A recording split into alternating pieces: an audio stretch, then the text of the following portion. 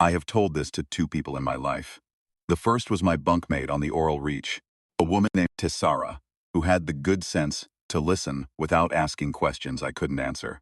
The second was a Federation Medical Review Board 3 months later, and they wrote down what I told them in a language that made it sound like a calibration error. They were not wrong to try. I would have done the same. The short version is this. My hands glowed, and Dorothven did not die. Neither of those facts is in dispute. Every other fact in the file is a notation of uncertainty dressed up as a finding. The longer version is the one that still sits in my chest when I think about it, which I do more than I expected to, even now.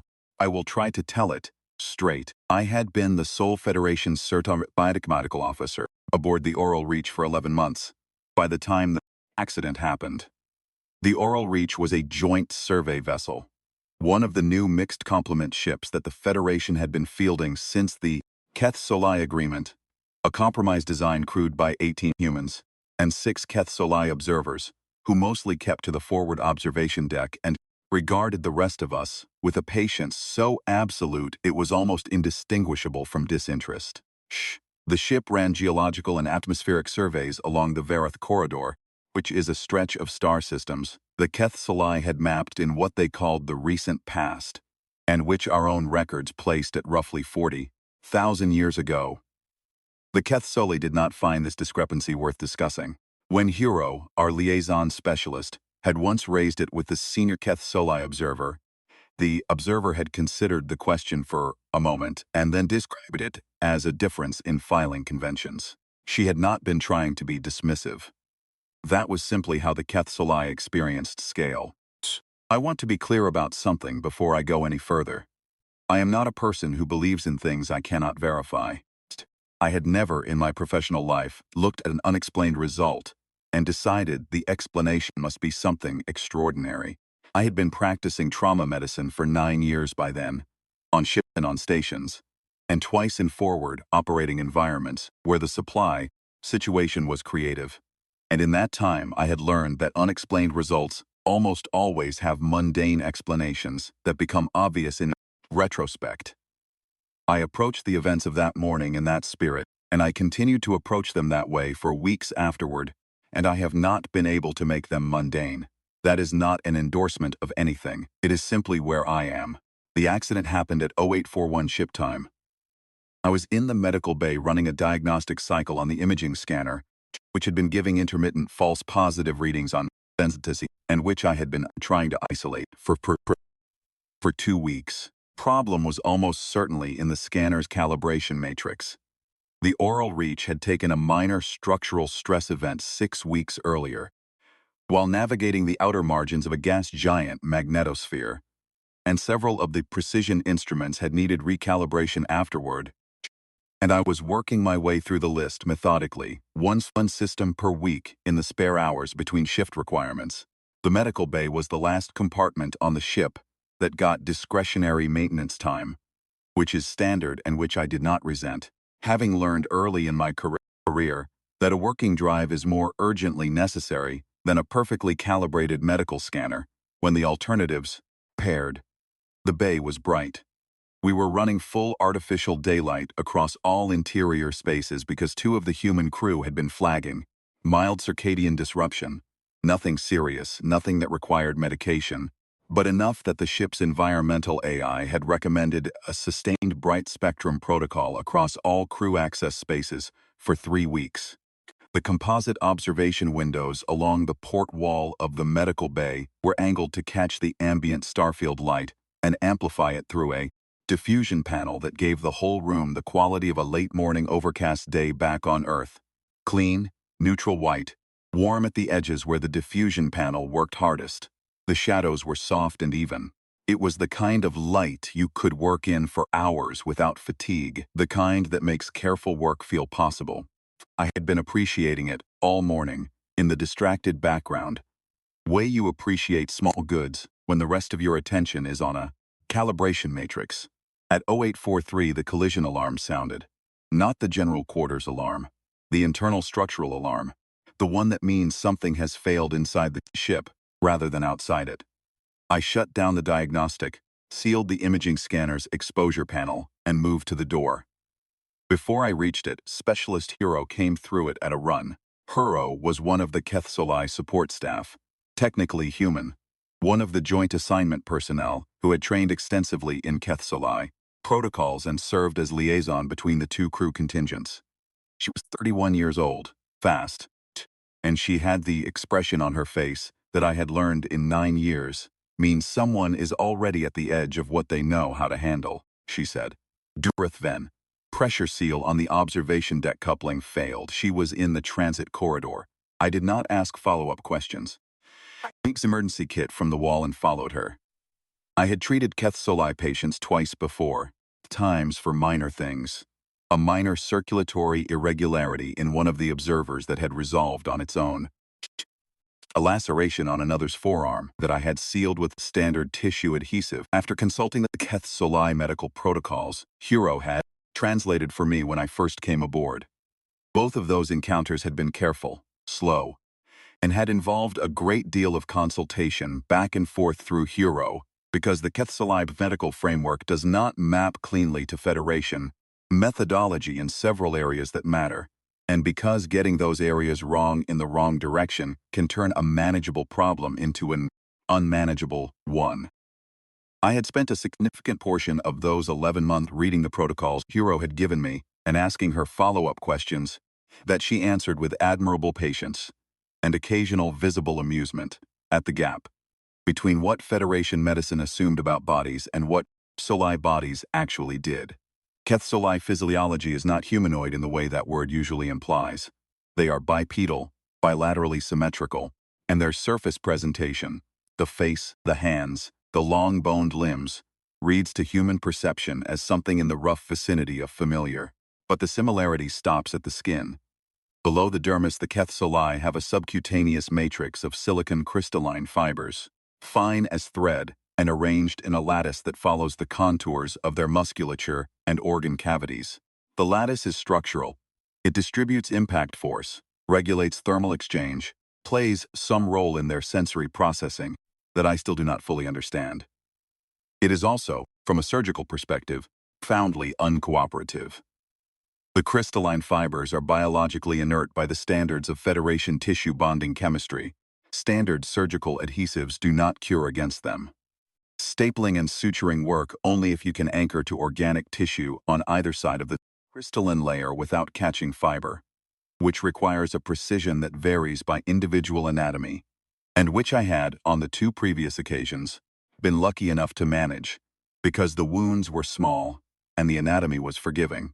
A larger wound would require either the enzymatic substrate priming that prepared the crystalline surfaces for bonding, a specialized compound that Keth Solai Medical Corps carried, and which I had been told I could request if needed, or a Keth Solai medical officer working directly in the matrix, which required tools and training I did not have. I knew all of this before I reached the transit corridor. I was already calculating as I ran. Durith Ven was not a minor case.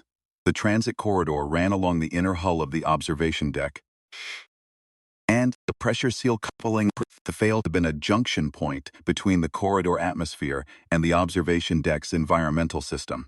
The failure mode, I learned later from the engineering review, had been a microfracture in the coupling housing, stress propagated over several weeks from that same magnetosphere transit that had required the instrument recalibrations, that had decompressed catastrophically in the space of about 4 seconds. The corridor had been at standard pressure. The observation deck had been running at Keth Solai preferred atmospheric pressure, which is marginally higher than Federation standard, and the differential across the failure point had been enough to produce a decompression event with significant shear force along the corridor wall. Durith Ven had been 3 meters from the coupling. When I arrived, she was on the floor of the corridor, and Hero was kneeling over her, and 2 other crew members were standing back against the far wall because there was nothing they could do, and they had the self-awareness to recognize it. The corridor emergency lighting had switched on, which meant the decompression sensors had registered the breach and isolated the section. The emergency lighting was a flat amber that turned everything jaundiced, and made it harder to read color changes in tissue. But I had worked in worse light, and I went to my knees beside Hero without slowing down. Dureth Ven's right side had taken the brunt of it. The shear force had opened her from below the shoulder joint to the upper margin of her pelvic structure, a long, irregular laceration running diagonally across approximately 40 centimeters of torso. Keth Soli's skin is darker than most human skin tones, a deep gray-brown with a faint iridescence under direct light, and under the amber emergency lighting the wound looked almost black at the margins. Particular shade of pale blue at the center where the subcutaneous crystalline matrix was visible. The fibers had torn, not cleanly. The shear force had fractured them at irregular intervals, and the jagged ends were catching light. In the same way a broken window catches light. Small cold sparks scattered through the opening. The bleeding was not heavy by the standards of a wound that size, because Keth Soli's circulatory fluid does not flow where human blood does. It is more viscous, and it clots rapidly against organic tissue. But there was enough of it to tell me the deeper structures were involved, and the wound was not small, and the corridor floor was not a place I could do what this required. I said to Hero, "I need her in the bay now." It took us 4 minutes to move Dureth Ven to the medical bay on the portable platform, 2 crew members on the platform handles, and Hero monitoring the indicators from the portable scanner I had slung over my shoulder. 4 minutes is not a long time in most circumstances. In this one, it was long enough that, by the time we had her on the examination platform, the portable scanners read on her circulatory indicators had dropped a full grade, and the medical bay's own sensors, better than anything portable, better than anything in the corridor, were producing numbers I did not like at all. The wound was larger up close than it had looked on the floor. Under the medical bay's clean white light, the fractured crystalline fibers along the wound margins had a particular quality. They caught the overhead light and threw it back in small, irregular sparks, blue-white against the darker tissue, as though there were a dozen tiny cold fires scattered along the length of the opening. I will compress the next 45 minutes, because most of it is not relevant to what I am trying to tell you, and because I have already written it out in full for the review board, and I have no desire to do it again here. The short summary is this. I attempted every bonding agent in the 2 that Hero retrieved from the secondary supply locker, and not one of them would cure. The crystalline substrate rejected all of them. I could see the adhesive beating up and sliding along the fiber surfaces without bonding, exactly as the protocols had warned, exactly as I had been hoping was not going to be the case here, because the wound margins were too far separated for mechanical closure alone. I attempted mechanical closure with the finest gauge clip set I carried anyway, and the crystalline fibers at the wound margin were fractured at angles that made reliable anchoring impossible. I could place clips, but the fractured ends beneath them were sharp enough that migration was immediate, and placing enough of them to compensate for the migration would have taken time. I could measure against her declining indicators, and C was not there. I requested emergency consultation from the Federal Medical AI aboard, which I had not used in 11 months because the survey mission really required it, and it returned a recommendation for enzymatic substrate priming prior to adhesive application, but was the correct theoretical approach, and which required the enzyme compound I did not have. That was not in the kit, and that was not aboard the Oral Reach. I had requisitioned that compound before departure. It was in my pre-mission medical checklist. It had been removed during the supply review because it was classified as a specialty compound with a 30-month shelf life, and the expected mission duration was 12 months. And the policy was to minimize specialty compound carriage above a threshold of 3 months buffer. I had signed the supply manifest. I had noted the removal under the comment field as acceptable risk, mission parameters, because that was the assessment framework I was given, and at the time it had seemed like a reasonable judgment, and standing at the examination platform, watching the indicators decline. I was not wasting time reconsidering that judgment, because it did not matter anymore. What I had was what I had. The ship's AI triage function calculated survival probability at 12% based on current indicator, trajectory, and available intervention options. I remember reading that number on the display and feeling something very specific. Not panic. I want to be precise about this because I think it matters. It was not panic. It was more like a door closing, the sound a door makes when the latch engages. And you understand that the room you are in is the room you are going to have to work in with what is in it, and that there is no other room. That sound, that recognition. I had heard it a few times before in 9 years. I did not like it any better here. I set down the last bonding agent applicator. I looked at the wound. The fractured crystalline fibers were still catching light from the medical bay's overhead panels. Small cold sparks, blue-white, intermittent as Durathven's shallow breathing moved the wound margins fractionally. Hero was at my left elbow, very still, and I could feel her waiting for a direction I did not have. Durathven's eyes were open. I could see them tracking the ceiling above her, told me she was conscious, which was the most important information I had, and also the heaviest. I said, going to apply direct manual pressure. Hero said, the protocols say. I know what the protocols say.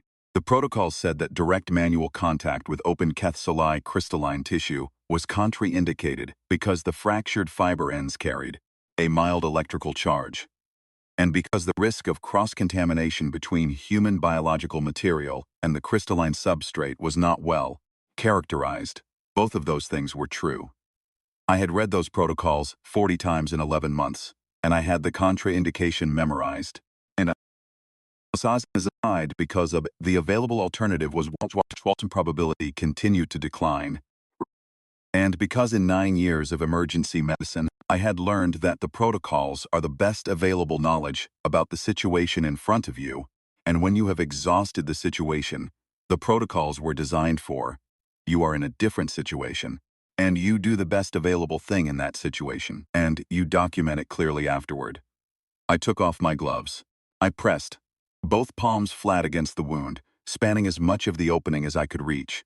My fingers extended, and my palms at maximum contact area against the warm, strange surface of Durathven's torn side. Fractured fiber ends were sharp in a way I felt as a fine all-over stinging against my palms. Not painful exactly, but vivid, very present.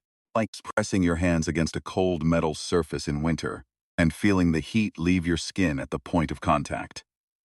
I held the pressure. I held it, and I kept holding it. I was watching her indicators on the display above the platform, and I was tracking the quality of resistance under palms, and I was keeping my weight even. And I was doing all of this, and I was also somewhere underneath all of it, simply refusing. Strategically refusing. It was not a tactic. I was refusing the way a door refuses to open when the latch is engaged. Simply not moving. Simply staying. And then, the instruments say 4 minutes and 11 seconds, but it felt instantaneous and also enormously slow, both at once. My hands began to glow. Not brightly. I want to be absolutely clear about this because I think people hear glowing hands and picture something dramatic, something cinematic, something with a sound and a light source you could use to read by. That is not what it was. The glow was faint. A blue-white light that seemed to come from beneath my palms rather than from their surface.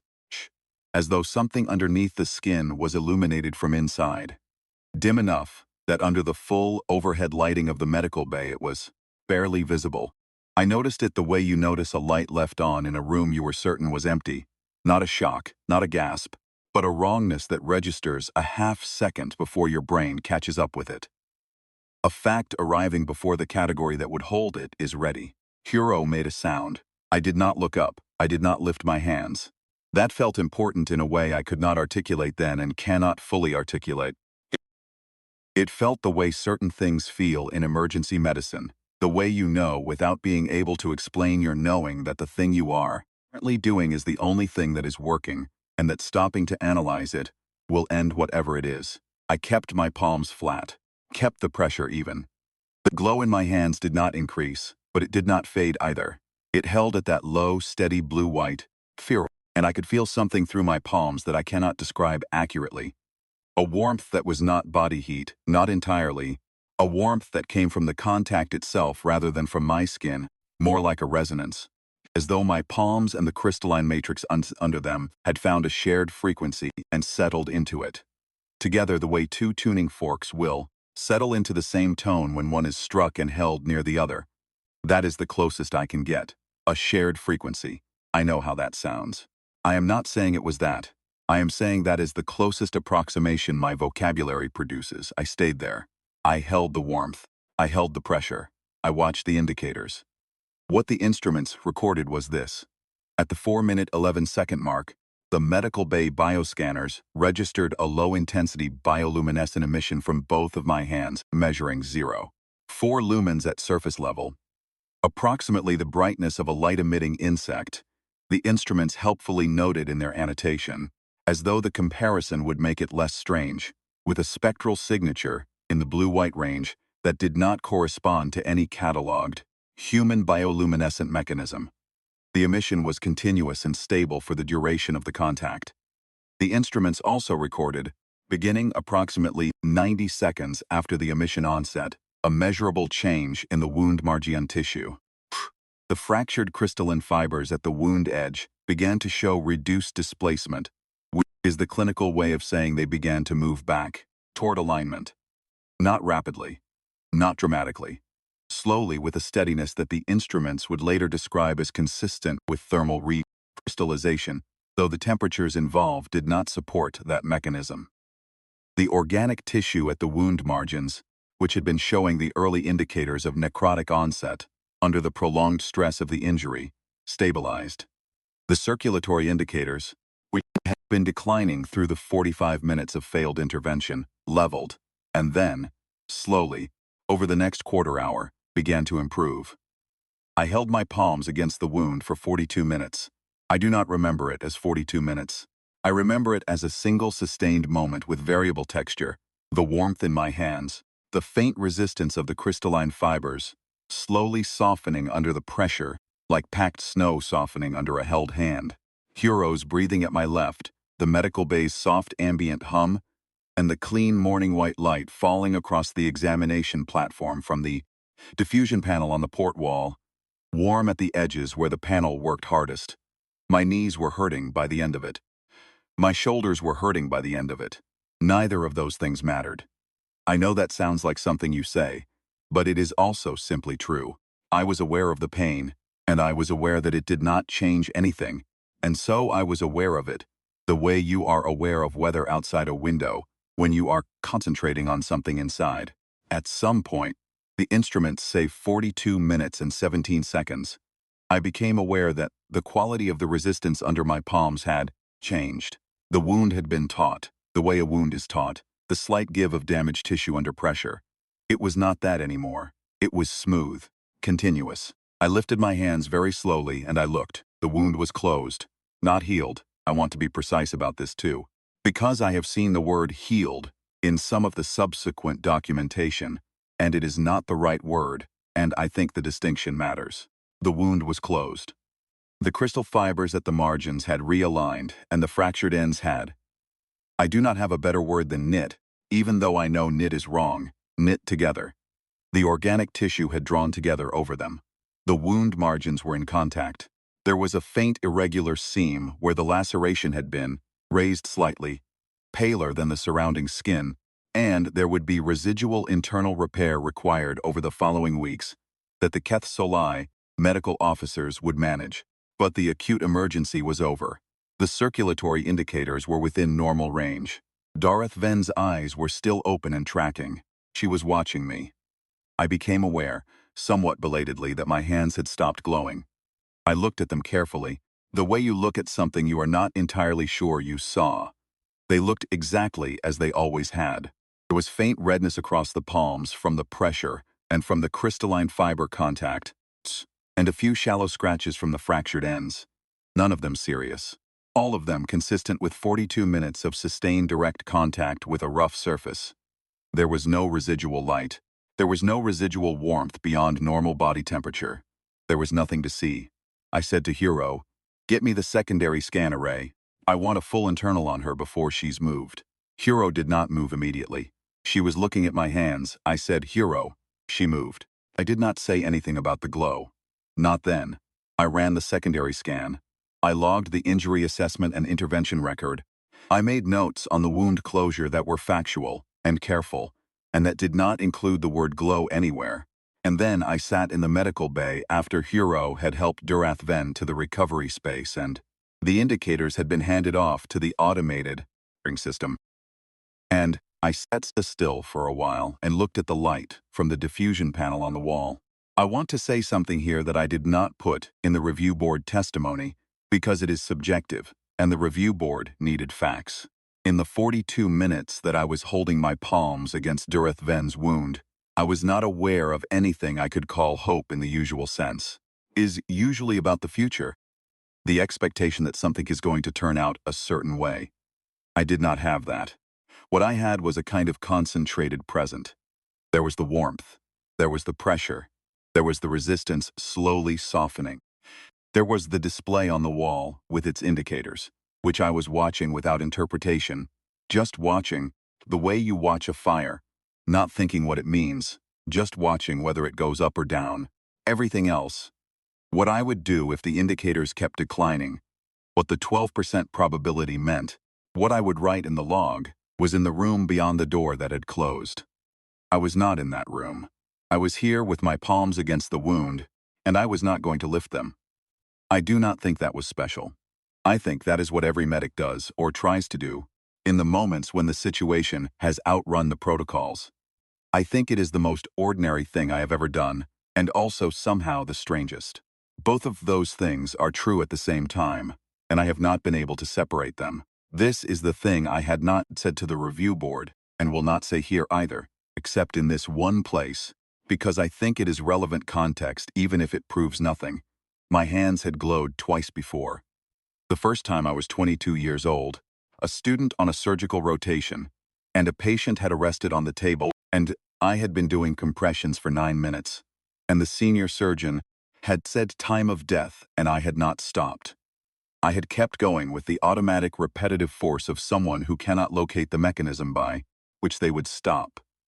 And somewhere in the long stupid second after that, my hands had produced that same faint blue-white light, and the patient had resumed rhythm. The senior surgeon had attributed it to a final effective compression. He had not looked at my hands because why would he? He was looking at the patient, which was exactly correct. I had not said anything because I had no category for what I had seen, and because the patient was alive, and because I was 22. And I thought that perhaps I had imagined it in the adrenaline of the moment, and that seemed like the most reasonable explanation, and I held it. The second time was on a forward operating station 4 years ago, a soldier with a traumatic chest wound, whose oxygen saturation had fallen below viable, and whose body I was holding together with both hands pressed flat against his sternum, because the surgical team was still 3 minutes out, and the light had come then too, and he had stabilized, and afterward the surgical team had attributed it to my manual pressure management, and nobody had looked at my hands because they were all looking at patient, which was exactly correct. That time I had been less willing to dismiss it. I had held the knowledge in a careful compartment for 4 years, and not done anything with it, which I am aware is not a satisfying response to unexplained evidence. I had tried twice in controlled conditions, once in a quiet room, pressing my hands together, concentrating, feeling profoundly foolish, and nothing had happened, and nothing continued to happen. I could not reproduce it. I could not call it. I did not know what it was. And the knowledge that I could not know it had seemed, over 4 years, like the most honest position available to me. I still hold that position. The review board's conclusion, after 3 hours of testimony and 2 weeks of laboratory analysis of the biosensor records, was that the bioluminescent emission was most likely an artifact of extreme physiological stress, combined with an uncharacterized interaction between human bioelectric output and the Keth Soli crystalline substrate, a feedback resonance that had the secondary effect of stimulating crystalline fiber realignment through a mechanism that remained to be identified. They recommended further study. They noted that the outcome, while outside standard intervention parameters, did not constitute a violation of medical protocols given the documented exhaustion of all available standard options. They cleared me of any professional breach. They were careful and thorough, and I have no substantive objection to their findings. And I also think they were describing the exterior of something they did not have the instruments to see the interior of. I did not say that at the hearing, because it would not have helped anyone, and because I did not have better instruments either. Dureth Ven recovered fully over the following 6 weeks. The Keth Solai medical officers managed her internal repair with a precision I found impressive and somewhat humbling. They worked at a level of detail in the crystalline substrate that was simply beyond Federation surgical tools, and watching them work through the medical bay observation panel on 3 separate occasions was educational in the way that being confronted with your own limitations in a field you thought you understood is always educational. She was mobile within 10 days and resumed light observational duties within 3 weeks, and she did not seek me out during her recovery, which I had not expected her to. The Keth Solai do not operate on the social architecture that would make that natural. The 6 observers and the 18 crew occupied the ship together for months in a condition that was not unfriendly, but was not, in the human sense, close. We worked in proximity. We observed the same protocols. We did not mostly seek each other out. 3 weeks after Durethven's medical clearance was logged, I was in the forward passageway moving from the lab section toward the galley at roughly 1400 hours, and she was there. She was standing at the observation port at the end of the passageway, facing out at the starfield, which she did sometimes in the middle of the ship's day cycle, standing very still, looking out for minutes at a stretch, in a way I had initially read as contemplation, and had later come to understand was something the Keth Solai do that does not map cleanly to the word contemplation, but is in the same neighborhood. I nodded as I passed, because that was the protocol in the forward passageway, and because I did not know what else to do. She said, "Orin." I stopped. I turned around. The Keth Solai voice is not a human voice. The register is different, lower and more continuous. The words shaped differently at the consonants, and, in the ship's recycled air, it carried a faint harmonic that I had learned to hear as a kind of natural resonance rather than an echo. Dureth Ven was taller than most of the human crew by half a head, and she was standing very still the way the Keth Solai are often still, stills that reads on human perception as either serenity or patience, or the absence of whatever internal noise drives human fidgeting. Face was composed, not closed, composed, and I had learned over 11 months to see the difference, which is real, even if I could not explain to you what exactly the difference is. The seam on her right side where the laceration had been was faintly visible at the collar edge of her observer's suit, slightly raised, paler than the surrounding skin, and she showed no discomfort from it, which the Keth Solai medical officers had told me to expect. I said, "Emissary," she said, "I watched your hands." I did not say anything, she said. "We have watched your people for a very long time. We have seen many things we did not expect. We have learned to expect the unexpected from you." A pause. Not a hesitation, deliberate, the way the Keth Solai are deliberate with pauses. "We had not, until that morning, seen that," I said. "I can't explain it," she said. "No." And then, "Neither can we." I want to be precise about the weight of that sentence, because I think it matters for context. The Keth Solai have watched humanity for approximately 40,000 years by our calendar. They predate Federation contact with most of the species I have worked alongside. They have the longest continuous observational record of humanity that exists anywhere, archived in a format I was told could not be reproduced in any Federation storage medium, because it was not stored as information in the way Federation systems understand information. When Dureth Ven said that her people had not seen that, she was not speaking as an individual who had lived through one incident on one survey vessel and was expressing her personal surprise. She was speaking as a representative of an intelligence that had been watching from a very long distance for a very long time, and she was saying, across 40,000 years of observation, this was not in the record. I stood in the forward passageway with the starfield behind her, and that information settling somewhere in my chest, and I did not know what to do with it. I am not sure there is a thing to do with it. It does not explain the glow. It does not tell me what the glow is, or where it comes from, or whether it will come again. Simply means that whatever it is not something the oldest watchers we have found have a category for either. We are all, it seems, keeping that category open, she said. I did not come to thank you. I came to observe. Another pause. I have now observed. She turned back to the observation port. I walked to the galley and made myself a cup of coffee and drank it standing at the counter because I did not trust my legs to carry the weight of the moment all the way to a chair.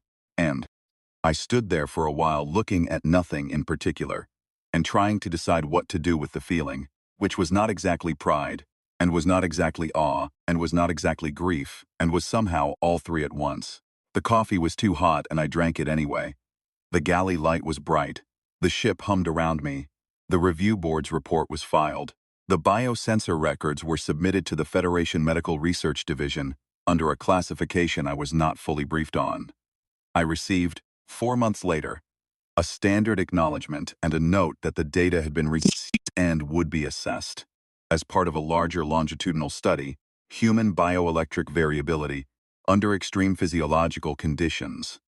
I have not heard from the Medical Research Division since. I expect I will not hear from them until they have something to say, which may be some time. My hands have not glowed again.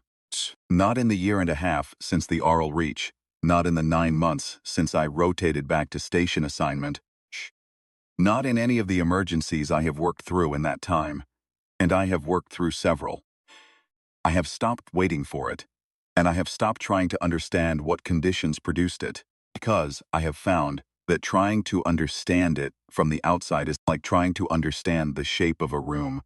By looking at the light that comes under the door, you can tell that there is light. You cannot tell what the room holds. You can reach under the door and feel around, and your hand will come back with very little, and then you will stand up and look at your empty hand for a while. What I know is this: Durith Ven is alive. I know this because the Keth Sole filed a mission continuation report at the conclusion of our survey deployment, and her name was in it as part of the returning observer complement, which means she completed the mission and she went home. I know the medical bay's bioscanners logged an emission they could not categorize. I know that my hands, in 4 minutes and 11 seconds of contact with a wound that nothing else was closing, produced something that measured 0 lumens and a spectral signature with no match in the Federation's cataloged human mechanisms, and that while they produced it, a wound closed. And I know that when I pressed my palms flat against the torn crystalline fibers and held them there, I was not thinking about science or medicines or the review board or the 12% probability on the display. I was thinking, lift your hands and she dies. Don't lift your hands. I have held a lot of things in my career. Pressure dressings, surgical tools, the hands of people who were leaving. I have held wounds closed with every resource available to me, and several that were not technically available were the only thing left. I have held things closed with my body when my hands ran out. I did not know my hands could glow. I still do not know what that means, or whether it means anything, or whether it was the glow that mattered at all, or simply the holding. What I know is what Tessera said when I told her, lying in the bunk across from mine on the night watch 3 days after it happened, staring at the ceiling, while I lay in the dark, trying to figure out how to explain it and finally just explaining it. Tessera listened without interrupting, which she was good at. And when I finished, there was a long quiet, and then she said, "Maybe it doesn't have to mean anything. Maybe it just happened." I have been turning that over for a year and a half. I think she might be right. Think it happened. I think Durith Ven is alive, and the Keth Sole, who have watched humanity for 40,000 years, saw something on a survey vessel in the Varith corridor that they do not have a word for, and neither do I. We are not the only ones keeping that category open. I find some days that that is enough.